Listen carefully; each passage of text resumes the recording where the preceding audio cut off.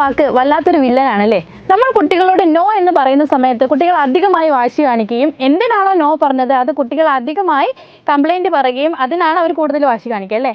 അപ്പോൾ നമ്മൾ എന്ത് ചെയ്യണം? നോ പറയരുത്. നോ പറയാതിരിക്കൽ പോസിബിൾ ആണോ? അപ്പോൾ നമുക്ക് നോ പറയാം, എന്നാൽ നോ പറയാതെ നോ പറയാം. മനസ്സിലായില്ല അല്ലേ? There we can use sandwich technique. എന്താണ് സാൻഡ്വിച്ച് ടെക്നിക്? ഇന്ന് കുട്ടി പറയുകയാണ് എനിക്ക് പുറത്ത് പോയി കളിക്കണം. സോ പേരൻസിന് പറയാം ഓക്കെ പുറത്ത് പോയി കളിക്കാം, ബട്ട് ഹോംവർക്ക് ചെയ്തതിന് ശേഷം പോയി കളിക്കുകയാണെന്നുണ്ടെങ്കിൽ കുറേ നേരം കളിക്കാം. അപ്പോൾ നിങ്ങളുടെ ഒരു നോയിനെ നിങ്ങൾ 2 എസ്സുകൾ കൊണ്ട് സാൻഡ്വിച്ച് ചെയ്യാണ് ചെയ്തത്. പക്ഷെ നിങ്ങൾ നോ പറഞ്ഞിട്ടില്ല, കളിക്കണ്ട എന്ന് പറഞ്ഞിട്ടില്ല. ആ കളിക്കണ്ട എന്ന് പറഞ്ഞ സാധനത്തിന് ഹോംവർക്ക് ചെയ്തിട്ട് പോവുകയാണെങ്കിൽ കുറേ നേരം കളിക്കാം എന്നും പറഞ്ഞു, കളിച്ചോളാനും പറഞ്ഞു.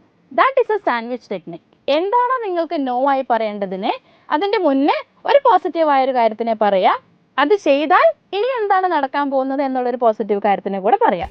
അപ്പോൾ 2 എസ്സുകളുടെ ഇടയിൽ ഒരു നോ നിൽക്കുമ്പോൾ കുട്ടികളുടെ മനസ്സ് ഓൾറെഡി യെസ് കേട്ടത് കൊണ്ട് തന്നെ അവർ കാം ഡൗൺ ആയിരിക്കും. നിങ്ങൾ നോ പറയാൻ പോകുന്ന കാര്യത്തിന് കേൾക്കാൻ അവരുടെ ബ്രെയിൻ പ്രിപ്പയർഡ് ആയിരിക്കും.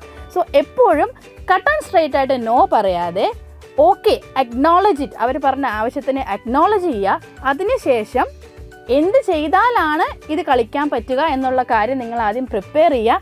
Sandwich it and execute it with your child. Sandwich method is A really amazing technique.